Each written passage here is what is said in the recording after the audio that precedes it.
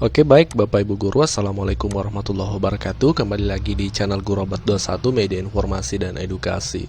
Di video kali ini kami akan share sebuah kabar gembira nih untuk teman-teman PNS ya, baik itu dari kalangan guru maupun dari kalangan non-guru. Ya, informasi ini menyeluruh untuk PNS ya. Ini langsung dari pihak Kementerian Keuangan. Kabar gembiranya apa? Kabar gembiranya adalah ya, program beasiswa untuk PNS ya, beasiswa S2 dan S3 untuk PNS dengan biaya penuh. Pokoknya mulai dari uang kuliah hingga biaya hidup bulanan itu semua ditanggung oleh pihak Kementerian Keuangan Bapak Ibu. Ini beasiswa ini S2 dan S3. Berlaku untuk sebenarnya semua kalangan, tapi ada khusus program memang untuk PNS. Ya, PNS itu baik guru maupun non-guru. Nah, informasinya kita akan lebih lanjut membahasnya Bapak Ibu. Nah Bapak Ibu, ini bisa dicek ini kami buka ya informasinya dari website langsung www.lpdp.kemenkeu.go.id. Jadi LPDP Kementerian Keuangan.go.id. Ini adalah website resmi dari Kementerian Keuangan, spesifik lagi ke LPDP. LPDP ini adalah lembaga pengelola dana pendidikan yang menyalurkan beasiswa untuk banyak kalangan yang ini dinaungi langsung oleh Kementerian Keuangan Bapak Ibu. Nah, kalau kita buka website ini dan kita temukan di beasiswa, kemudian beasiswa 2021, ini kalau kita temukan ada banyak jenis beasiswa Bapak Ibu. Ada beasiswa afirmasi, ini untuk beasiswa yang berkebutuhan khusus atau difabel ya. Jadi teman-teman difabel ini ada khusus juga disediakan. Ada juga beasiswa daerah afirmasi atau beasiswa daerah tertinggal ya. Jadi Bapak Ibu kalau misalnya bertugas di daerah tertinggal itu bisa dapat beasiswa ini. Kemudian beasiswa prasejahtera. Nah, di sini beasiswa targeted ini akan kita fokuskan pembahasannya karena di beasiswa targeted ini ada dua jenis. Ada beasiswa untuk PNS, TNI, Polri, kemudian beasiswa kewirausahaan. Nah, untuk teman-teman PNS, ini salah satu ruang yang bisa dicoba yaitu beasiswa PNS TNI Polri. Kalau kita klik Bapak Ibu, itu akan lebih jelas lagi ditampilkan bagaimana informasinya. Baik, kita akan sampaikan lah. Jadi, apa itu beasiswa PNS TNI Polri? Beasiswa PNS TNI Polri ini diperuntukkan bagi ASN, bagi PNS atau anggota TNI Polri yang telah menyelesaikan studi program diploma atau D4 atau S1-nya. Nah, jadi Bapak Ibu, di sini di biaya pendidikan ya, apa saja yang ditanggung? Ini yang perlu dipahami karena tentu sebagai pemburu beasiswa kita harus tahu apa saja sih yang di-cover oleh beasiswa. Ternyata LPDP ini bisa dikatakan mengcover seluruhnya Bapak Ibu. Mulai dari biaya pendidikan, itu biaya pendaftaran itu sudah ditanggung Bapak Ibu, ditanggung oleh LPDP biaya pendaftaran. Kemudian biaya SPP ya, SPP. Kemudian biaya tunjangan buku, bahkan ada tunjangan buku Bapak Ibu. Jadi ada uang khusus diberikan untuk pembelanjaan buku, bahkan biaya penelitian disertasi ya. Biaya penelitian tesis bagi S2 dan disertasi bagi S3 itu ada juga. Kemudian biaya seminar internasional bahkan ditanggung juga Bapak Ibu. Jadi Bapak Ibu ketika S2 atau S3 ingin mengikuti sebuah seminar internasional ya, berarti di luar negeri dong. Wah, enak sekali ya. Itu ditanggung biayanya Bapak. Ada biaya yang disediakan untuk beasiswa internasional dan juga bahkan biaya publikasi jurnal internasional. Biaya publikasi jurnal internasional. Kemudian biaya pendukung yang selain biaya pendidikan tadi yang ditanggung adalah biaya transportasi Bapak Ibu. Biaya transport Bapak Ibu ditanggung dari misalnya Bapak Ibu tinggal di Makassar, mengambil S2 dalam negeri misalnya di Jogja, maka transportnya itu dari Makassar ke Jogja dan baliknya nanti itu akan ditanggung juga Bapak Ibu. Atau bahkan Bapak Ibu ketika memilih beasiswa luar negeri, misalnya ke Belanda, ke Inggris, itu transportnya ditanggung. Kemudian bahkan aplikasi visa ya, residence permit khusus luar negeri, karena diketahui beasiswa ini bukan hanya dalam negeri yang disediakan, tapi juga luar negeri, itu ditanggung. Kemudian asuransi kesehatan bahkan ada juga tanggungannya.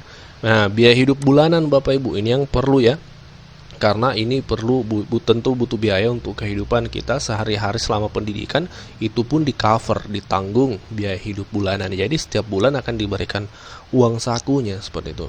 dan juga biaya kedatangan Bapak Ibu. Biaya kedatangan ini maksudnya biaya Bapak Ibu ketika pertama kali datang ke tempat kuliahnya. Misalnya Bapak Ibu kuliah di Jogja, maka tentu kita butuh untuk biaya tempat tinggal ya dan lain sebagainya, itu ditanggung Bapak. Ada anggarannya, ada biayanya yang disediakan untuk itu. Informasi yang kami dapat, biaya kedatangan itu 2 kali lipat dari biaya hidup bulanan ya. Pertama kali itu datang diberikan, misalnya biaya hidup bulanannya 3 juta, maka biaya kedatangan itu 6 juta seperti itu. Ini informasi yang kami dapat, tapi bisa dikonfirmasi lebih lanjut lagi. Kemudian biaya keadaan darurat. Jadi ada juga biaya dalam keadaan darurat, itu disediakan juga Bapak Ibu. Nah, khusus untuk doktor ya, untuk doktor program S3 ada tunjangan keluarga Bapak Ibu. Jadi ketika Bapak Ibu punya istri ya, maka itu ditanggung dan anak ditanggung. Nah, kalau S2 magister belum ya, belum ada tunjangan keluarga. Nah, seperti itu Bapak Ibu. Nah, kemudian informasi lebih lanjut di sini, apa syaratnya ya? Jadi syarat-syaratnya Bapak Ibu WNI, warga negara Indonesia ini tentu ya. Kemudian sudah lulus S1 atau D4-nya Bapak Ibu. Jadi Bapak Ibu sudah sarjana untuk yang memilih program S2. Untuk yang S3 tentu sudah lulus program S2 seperti itu. Kemudian tidak sedang menempuh studi ongoing program magister maupun doktor baik di perguruan tinggi dalam negeri maupun luar negeri. Jadi Bapak Ibu ini bukan mahasiswa yang sedang melalui proses kuliah seperti itu, tapi betul-betul baru ingin melanjutkan S2-nya. Kemudian selanjutnya nomor 4 ini intinya ketika Bapak Ibu sudah S2 maka tidak boleh lagi daftar LPDP S2. Begitupun kalau sudah S3 tidak boleh lagi daftar LPDP S3-nya seperti itu. Karena double ya, seperti itu.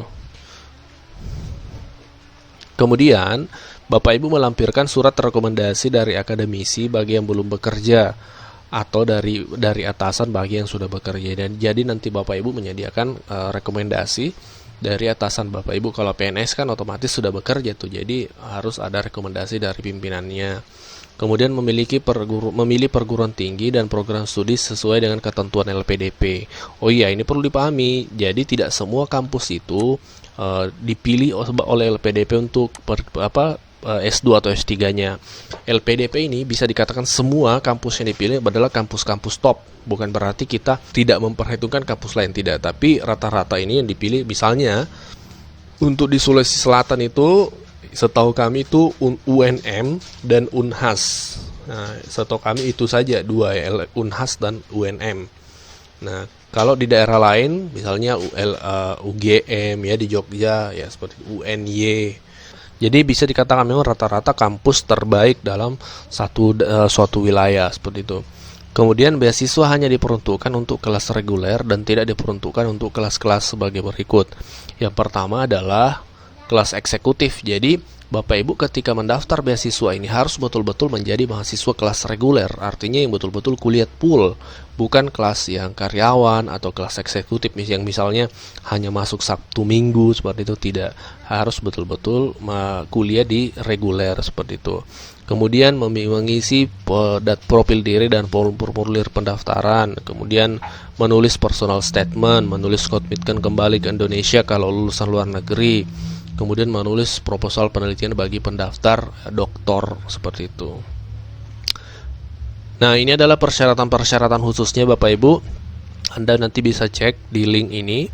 Silakan Bapak Ibu ketik saja di Google lpdp.kemq.go.id. Nanti akan muncul, Bapak Ibu tinggal pilih bagian beasiswa, kemudian beasiswa 2021 dan beasiswa targeted.